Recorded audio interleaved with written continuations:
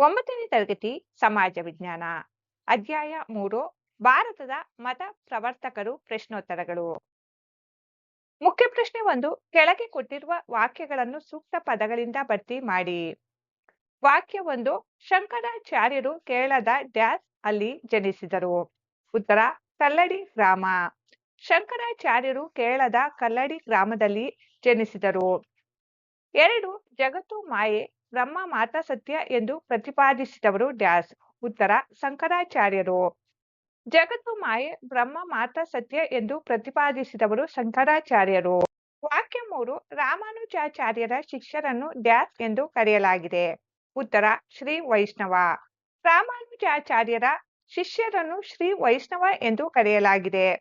4. ದ್ವೈತ ಸಿದ್ಧಾಂತ ಪ್ರತಿಪಾದಕರು ಡ್ಯಾಸ್. ಉತ್ತರ ಮಧ್ವಾಚಾರ್ಯರು. ದ್ವೈತ ಸಿದ್ಧಾಂತದ ಪ್ರತಿಪಾದಕರು ಮಧ್ವಾಚಾರ್ಯರು. ಮುಖ್ಯ ಪ್ರಶ್ನೆ 2. ಕೆಳಕಂಡ ಪ್ರಶ್ನೆಗಳಿಗೆ ಗುಂಪಿನಲ್ಲಿ ಚರ್ಚಿಸಿ ಉತ್ತರಿಸಿ. ಪ್ರಶ್ನೆ 5. ಅದ್ವೈತ ಸಿದ್ಧಾಂತದ ಪ್ರತಿಪಾದಕರು ಯಾರು? ಉತ್ತರ ಅದ್ವೈತ ಸಿದ್ಧಾಂತದ ಪ್ರತಿಪಾದಕರು ಶಂಕರಾಚಾರ್ಯರು. ಪ್ರಶ್ನೆ 6. ರಾಮಾನುಜಾಚಾರ್ಯರು ಪ್ರತಿಪಾದಿಸಿದ ಸಿದ್ಧಾಂತ ಯಾವುದೋ ಅವರ ಮತವನ್ನು ಏನೆಂದು ಕರೆಯಲಾಗಿದೆ? ಉತ್ತರ ರಾಮಾನುಜಾಚಾರ್ಯರು ಪ್ರತಿಪಾದಿಸಿದ ಸಿದ್ಧಾಂತ ವಿಶಿಷ್ಟಾದ್ವೈತ ಸಿದ್ಧಾಂತ. ರಾಮಾನುಜಾಚಾರ್ಯರ ಮತವನ್ನು ಶ್ರೀ ವೈಷ್ಣವ ಮತ ಎಂದು ಕರೆಯಲಾಗಿದೆ. ಪ್ರಶ್ನೆ 7. ರಾಮಾನುಜಾಚಾರ್ಯರು ರಚಿಸಿದ ಗ್ರಂಥವನ್ನು ಹೆಸರಿಸಿ.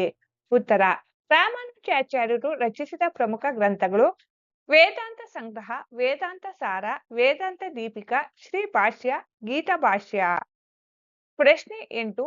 ಮಧ್ವಾಚಾರ್ಯರು ಪ್ರತಿಪಾದಿಸಿದ ತತ್ವಗಳು ಯಾವುವು? ಉತ್ತರ ಮಧ್ವಾಚಾರ್ಯರು ಪ್ರತಿಪಾದಿಸಿದ ತತ್ವಗಳು ಜಗತ್ತು ಮಾಯೆಯಲ್ಲ, ಅದು ಪರಮಾತ್ಮನಷ್ಟೇ ಸತ್ಯವಾಗಿದೆ. ಈಶ್ವರ ಮಾತ್ರ ಸ್ವತಂತ್ರ, ಉಳಿದ ಜಗತ್ತು ಮಿಥ್ಯ ರೂಪವಾದುದು. ಪರಮಾತ್ಮನಿಗೂ ಜೀವಿಗಳಿಗೂ ಸ್ವಾಮಿ ಸೇವಕ ಸಂಬಂಧವಿದೆ. ವಿಷ್ಣು ಅಥವಾ ನಾರಾಯಣ ಒಬ್ಬನೇ ಸರ್ವೋತ್ತಮ. ವಿಷ್ಣುವನ್ನು ಭಕ್ತಿಯಿಂದ ಪೂಜಿಸುವುದರಿಂದ ಮುಕ್ತಿ ಸಾಧ್ಯ. ಪ್ರಶ್ನೆ 9. ಶಂಕರಾಚಾರ್ಯರು ರಚಿಸಿದ ಗ್ರಂಥಗಳನ್ನು ಹೆಸರಿಸಿ. ಉತ್ತರ ಪ್ರಬೋಧ, ಆನಂದ ಲಹರಿ, ಶಂಕರ ಭಾಷ್ಯ, ಆನಂದ ಲಹರಿ, ಸೌಂದರ್ಯ ಲಹರಿ, ಶಿವಾನಂದ ಲಹರಿ, ವಿವೇಕ ಚೂಡಾಮಣಿ, ಪ್ರಬೋಧ ಸುಧಾಕರ, ದಕ್ಷಿಣಾಮೂರ್ತಿ ಸ್ತೋತ್ರ. ಭಜಗೋವಿಂದ ಸ್ತೋತ್ರವು ಅತ್ಯಂತ ಜನಪ್ರಿಯವಾಗಿದೆ. ಪ್ರಶ್ನೆ 10. ಬಸವಣ್ಣನವರು ಮಾಡಿದ ಕಲ್ಯಾಣ ಕಾರ್ಯಗಳ್ಯಾವುವು? ಉತ್ತರ ಬೀದರ್ ಜಿಲ್ಲೆಯ ಬಸವ ಕಲ್ಯಾಣದಲ್ಲಿ ವಿಶ್ವದ ಮೊಟ್ಟ ಮೊದಲ ಸಂಸತ್ ಎನಿಸಿದ ಅನುಭವ ಮಂಟಪವನ್ನು ಅಸ್ತಿತ್ವಕ್ಕೆ ತಂದರು. ಜಾತಿ ವ್ಯವಸ್ಥೆ, ಅಸ್ಪೃಶ್ಯತೆ ಹಾಗೂ ಲಿಂಗ ಆಧಾರಿತ ಅಸಮಾನತೆಯನ್ನು ತೀವ್ರವಾಗಿ ವಿರೋಧಿಸಿ ಜಾತ್ಯತೀತ ಹಾಗೂ ಲಿಂಗಾತೀತ ಸಮಾಜವನ್ನು ನಿರ್ಮಿಸಿದರು. ಸಮಾಜದಲ್ಲಿದ್ದ ಮೂಢನಂಬಿಕೆ, ಅಂಧಶ್ರದ್ಧೆ ಹಾಗೂ ಕರ್ಮಾಚರಣೆಗಳನ್ನು ಖಂಡಿಸಿದರು. ದೇಹವೇ ದೇಗುಲವೆಂಬ ಪರಿಕಲ್ಪನೆಯೊಂದಿಗೆ ಸ್ಥಾವರ ಲಿಂಗ ಅಂದರೆ ದೇವಾಲಯಗಳನ್ನು ನಿರಾಕರಿಸಿ ಪ್ರತಿಯೊಬ್ಬರಿಗೂ ಇಷ್ಟಲಿಂಗವನ್ನು ನೀಡಿ ಏಕದೇವ ನಿಷ್ಠೆಯನ್ನು ಪ್ರತಿಪಾದಿಸಿದರು. ಸ್ತ್ರೀಯರ ಸ್ವಾತಂತ್ರ್ಯ ಹಾಗೂ ಸಮಾನತೆಯನ್ನು ಪ್ರತಿಪಾದಿಸಿದರು. ಕಾಯಕ ಮತ್ತು ದಾಸೋಹ ತತ್ವಗಳ ಮೂಲಕ ದುಡಿಮೆಯ ಸಂಸ್ಕೃತಿಯನ್ನು ಬೆಳೆಸಿ ಸಂಪತ್ತು ಸಂಗ್ರಹಿಸುವ ಪ್ರವೃತ್ತಿಯನ್ನು ಹೋಗಲಾಡಿಸಿದರು. ಪ್ರಶ್ನೆ 11. ಬಸವಣ್ಣನವರೊಂದಿಗೆ ವಚನ ಚಳುವಳಿಯಲ್ಲಿ ಗುರುತಿಸಿಕೊಂಡ ಅನುಯಾಯಿಗಳ್ಯಾರು? ಉತ್ತರ ಸತ್ಯಕ್ಕ, ಆಯ್ದಕ್ಕಿ ಲಕ್ಷ್ಮಮ್ಮ, ಸಿದ್ದರಾಮ, ಚನ್ನಬಸವಣ್ಣ, ಮೋಳಿಗೆ ಮಾರಯ್ಯ, ಅಂಬಿಗರ ಚೌಡಯ್ಯ, ಮಡಿವಾಳ ಮಾಂಚಯ್ಯ, ಮಾದಾರ ಚೆನ್ನಯ್ಯ, ಸಮಗಾರ ಹರಳಯ್ಯ, ಕಿನ್ನರಿ ಬೊಮ್ಮಯ್ಯ ಮತ್ತಿತರರು ಬಸವಣ್ಣನವರೊಂದಿಗೆ ವಚನ ಚಳುವಳಿಯಲ್ಲಿ ಗುರುತಿಸಿಕೊಂಡ ಅನುಯಾಯಿಗಳು. ಪ್ರಶ್ನೆ 12. ಬಸವಣ್ಣನವರು ಪ್ರತಿಪಾದಿಸಿದ ಕಾಯಕವೇ ಕೈಲಾಸ ಎಂದರೇನು? ಉತ್ತರ ಕಾಯಕವೇ ಕೈಲಾಸ ಎಂದರೆ ಪ್ರತಿಯೊಬ್ಬರು ತಮ್ಮ ಶಕ್ತ್ಯಾನುಸಾರ ಪ್ರಾಮಾಣಿಕವಾಗಿ ದೈಹಿಕ ಅಥವಾ ಬೌದ್ಧಿಕ ಶ್ರಮದ ಮೂಲಕ ದುಡಿಯುವುದು ಮತ್ತು ಆ ದುಡಿಮೆಯಿಂದಲೇ ದೇವರನ್ನು ಕಾಣುವುದು ಎಂದರ್ಥ. ಬಸವಣ್ಣನವರು ಕಾಯಕದ ಪ್ರಾವೀಣ್ಯತೆಯ ಜೊತೆಗೆ ಜನರಲ್ಲಿ ಶ್ರಮದ ಸಂಸ್ಕೃತಿಯನ್ನು ಬೆಳೆಸಲು ಶ್ರಮಿಸಿದರು. ಕಾಯಕದಲ್ಲಿ ಯಾವುದೇ ಮೇಲು ಕೀಳುಗಳಿಲ್ಲ ಎಂದು ಸಾರಿದರು. ಕಾಯಕದ ಮೂಲಕ ಬಂದ ಹಣದಲ್ಲಿ ಸ್ವಾರ್ಥವಿಲ್ಲದೆ ಸಮಾಜಕ್ಕೆ ಹಂಚುವ ದಾಸೋಹ ಭಾವವಿರಬೇಕೆಂದು ತಿಳಿಸಿದರು. ಮುಖ್ಯ ಪ್ರಶ್ನೆ 3. ಚಟುವಟಿಕೆಗಳು. 1. ಪ್ರಮುಖ ವಚನಕಾರರ ವಚನಗಳನ್ನು ಸಂಗ್ರಹಿಸಿ ಒಂದು ಗುಂಪಿನಲ್ಲಿ ವಾಚಿಸಿ ವ್ಯಾಖ್ಯಾನಿಸಿ. 1. ವಿಶ್ವಗುರು ಬಸವಣ್ಣನವರು. ಅವರ ವಚನ: ಕಳಬೇಡ ಕೊಲಬೇಡ ಹುಸಿಯ ನುಡಿಯಲು ಬೇಡ, ಮುನಿಯಬೇಡ, ಅನ್ಯರಿಗೆ ಅಸಹ್ಯ ಪಡಬೇಡ, ತನ್ನ ಬಣ್ಣಿಸಬೇಡ, ಇದರ ಅಳಿಯಲು ಬೇಡ. ಇದೇ ಅಂತರಂಗ ಸುದ್ದಿ, ಇದೇ ಬಹಿರಂಗ ಸುದ್ದಿ, ಇದೇ ನಮ್ಮ ಕೂಡಲ ಸಂಗಮ ದೇವನೊಲಿಸುವ ಪರಿ. ವಚನಕಾರರು ಅಲ್ಲಮ ಪ್ರಭುಗಳು. ಅವರ ವಚನ: ಸುಡುವ ಕೆಂಡದ ಮೇಲೆ ಹರಾಹಿದ ಹೊದಿಕೆಯಂತೆ ಕೆಡುವ ಒಡಲ ನಂಬಿ ಕೆಡಬೇಡ ಮನುಜ. ಒಡಲು ನರಸಿಂಹ ಮುನ್ನ, ಕಣ್ಣು ಕತ್ತಲೆ ಕವಿಯದ ಮುನ್ನ, ಗುಹೇಶ್ವರ ಲಿಂಗವ ನೆನೆದು ಸುಖಿಯಾಗು ಮನುಜ. ವಚನಕಾರರು ಅಕ್ಕ ಮಹಾದೇವಿ. ವಚನಗಳು: ಬೆಟ್ಟದ ಮೇಲೊಂದು ಮನೆಯ ಮಾಡಿ ಮೃಗಗಳಿಗೆ ಅಂಜಿದಡೆಂತಯ್ಯ, ಕಡಲ ತಡಿಯಲೊಂದು ಮನೆಯ ಮಾಡಿ ನೊರೆ ತೆರೆಗಳಿಗೆ ಅಂಜಿದಡೆಂತಯ್ಯ, ಸಂತೆ ಒಳಗೊಂದು ಮನೆಯ ಮಾಡಿ ಶಬ್ದಕ್ಕೆ ಅಂಜಿದಡೆಂತಯ್ಯ, ಚನ್ನ ಮಲ್ಲಿಕಾರ್ಜುನ ದೇವ ಕೇಳಯ್ಯ, ಲೋಕದೊಳ ಹುಟ್ಟಿದ ಬಳಿಕ ಸ್ತುತಿ ನಿಂದನೆಗಳು ಬಂದೆಡೆ, ಮನದಲ್ಲಿ ಕೋಪವ ತಾಳದೆ ಸಾಮಧಾನಿಯಾಗಿರಬೇಕು. ವಚನಕಾರರು ಜೇಡರ ದಾಸಿಮಯ್ಯ. ವಚನಗಳು: ಇಡೆ ನಿಮ್ಮ ದಾನ, ಬೆಳೆ ನಿಮ್ಮ ದಾನ, ಸುಳಿದು ಸೂಸುವ ವಾಯು ನಿಮ್ಮ ದಾನ, ನಿಮ್ಮ ದಾನವನುಂಡು ಅನ್ಯರ ಹರಸುವ ಆ ನರಕ ಭಜನರ ನೆನೆನೆಂಬ ರಾಮನಾಥ. ವಚನಕಾರರು ಆಯ್ದಕ್ಕಿ ಲಕ್ಷ್ಮಮ್ಮ. ವಚನ: ಕಾಯಕದಲ್ಲಿ ನಿರತನಾದಡೆ ಗುರು ದರ್ಶನವಾದಡು ಮರೆಯಬೇಕು, ಲಿಂಗ ಪೂಜೆಯಾದಡು ಮರೆಯಬೇಕು, ಜಂಗಮ ಮುಂದಿದ್ದಡು ಅಂಗು ಅರಿಯಬೇಕು, ಕಾಯಕವೇ ಕೈಲಾಸವಾದ ಕಾರಣ, ಅಮರೇಶ್ವರ ಲಿಂಗ ಮುಕ್ತಿ ಪ್ರಿಯ ವ್ರತ ಪ್ರತ್ಯಕ್ಷ ಕಾಣ.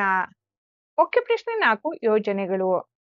1. ಶಿಕ್ಷಕರ ನೆರವಿನಿಂದ ದ್ವೈತ ಮತ್ತು ಅದ್ವೈತ ಸಿದ್ಧಾಂತಗಳ ತತ್ವಗಳ ಬಗ್ಗೆ ಪ್ರಬಂಧ ಬರೆಯಿರಿ. ಪ್ರಬಂಧ: ದ್ವೈತ ಮತ್ತು ಅದ್ವೈತ ಸಿದ್ಧಾಂತಗಳ ತತ್ವಗಳು. ಪೀಠಿಕೆ: ಭಾರತದ ಸಾಮಾಜಿಕ ಮತ್ತು ಧಾರ್ಮಿಕ ಇತಿಹಾಸದಲ್ಲಿ ಸಾಮಾನ್ಯ ಶತ 8ನೇ ಶತಮಾನದಿಂದ 13ನೇ ಶತಮಾನದವರೆಗಿನ ಅವಧಿಯು ಅತ್ಯಂತ ಪ್ರಮುಖವಾದುದು. ಈ ಕಾಲಘಟ್ಟದಲ್ಲಿ ವೈದಿಕ ಧರ್ಮವನ್ನು ಬೆಳೆಸಿ ಪೋಷಿಸಿದ ಕೀರ್ತಿ ಆಚಾರ್ಯತ್ರಯರಿಗೆ ಸಲ್ಲುತ್ತದೆ. ಇವರಲ್ಲಿ ಶಂಕರಾಚಾರ್ಯರು ಮತ್ತು ಮಧ್ವಾಚಾರ್ಯರು ಕರ್ನಾಟಕ ಹಾಗೂ ಭಾರತದ ಆಧ್ಯಾತ್ಮಿಕ ಚಿಂತನೆಗೆ ಹೊಸ ರೂಪ ನೀಡಿದರು. ಶಂಕರಾಚಾರ್ಯರು ಅದ್ವೈತ ಸಿದ್ಧಾಂತವನ್ನು ಪ್ರತಿಪಾದಿಸಿದರೆ, ಮಧ್ವಾಚಾರ್ಯರು ದ್ವೈತ ಸಿದ್ಧಾಂತವನ್ನು ಜಗತ್ತಿಗೆ ಪರಿಚಯಿಸಿದರು. ಈ ಎರಡು ಸಿದ್ಧಾಂತಗಳು ಭಾರತೀಯ ತತ್ವಶಾಸ್ತ್ರದ 2 ಪ್ರಮುಖ ಆಧಾರ ಸ್ತಂಭಗಳಾಗಿವೆ. ವಿಷಯ ವಿವರಣೆ: ಶಂಕರಾಚಾರ್ಯರ ಅದ್ವೈತ ಸಿದ್ಧಾಂತ ಮತ್ತು ತತ್ವಗಳು. ಕೇರಳದ ಕಾಲಡಿಯಲ್ಲಿ ಜನಿಸಿದ ಶಂಕರಾಚಾರ್ಯರು ಉಪನಿಷತ್ತು ಮತ್ತು ಬ್ರಹ್ಮಸೂತ್ರಗಳನ್ನು ಆಳವಾಗಿ ಅಧ್ಯಯನ ಮಾಡಿ ಅದ್ವೈತ ಸಿದ್ಧಾಂತವನ್ನು ಪ್ರತಿಪಾದಿಸಿದರು. ಅದ್ವೈತ ಎಂದರೆ ಎರಡಲ್ಲದ್ದು, ಅಂದರೆ ಒಂದೇ ಎಂಬ ಅರ್ಥವಿದೆ. ಇದರ ಪ್ರಮುಖ ತತ್ವಗಳು ಹೀಗಿವೆ. ಬ್ರಹ್ಮ ಒಂದೇ ಸತ್ಯ. ಈ ಸಿದ್ಧಾಂತದ ಪ್ರಕಾರ ಬ್ರಹ್ಮನೇ ಪರಮ ಸತ್ಯ. ಬ್ರಹ್ಮನು ನಿರ್ಗುಣ, ನಿರಾಕಾರ ಮತ್ತು ಯಾವುದೇ ಗುಣಗಳಿಲ್ಲದ್ದು. ಜಗತ್ತು ಒಂದು ಮಾಯೆ.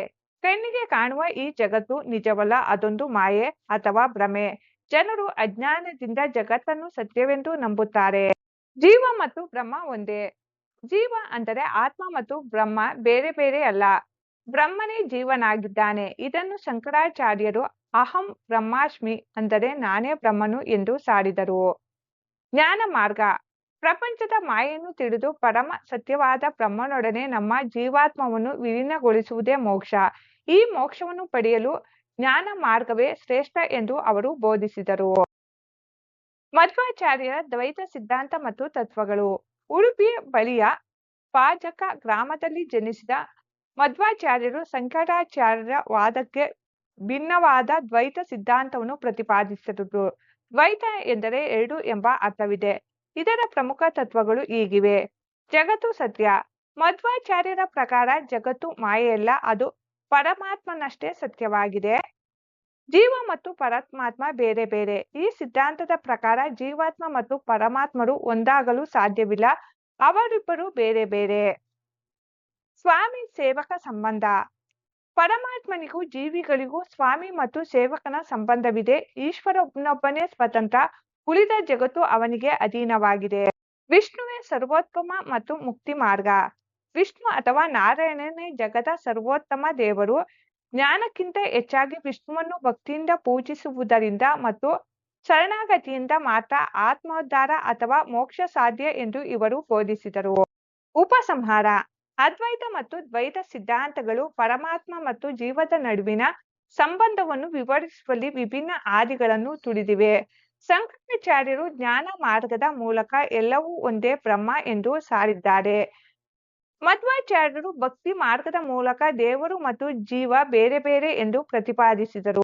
ಮಾರ್ಗಗಳು ಬೇರೆಯಾಗಿದ್ದರೂ ಈ ಇಬ್ಬರು ಆಚಾರ್ಯರು ಸಮಾಜದಲ್ಲಿದ್ದ ಅಂಧಶ್ರದ್ಧೆಗಳನ್ನು ತೊಡೆದು ಹಾಕಲು, ಮನುಷ್ಯನಲ್ಲಿ ಧಾರ್ಮಿಕ ಜಾಗೃತಿ ಮೂಡಿಸಲು ಮತ್ತು ಜನರಲ್ಲಿ ಸನ್ಮಾರ್ಗದಲ್ಲಿ ನಡೆಸಲು ಶ್ರಮಿಸಿದರು. ಇವರ ತತ್ವ ಚಿಂತನೆಗಳು ಇಂದಿಗೂ ಭಾರತೀಯ ಸಂಸ್ಕೃತಿಯಲ್ಲಿ ಅಮೂಲ್ಯ ಕೊಡುಗೆಯಾಗಿ ಉಳಿದಿವೆ.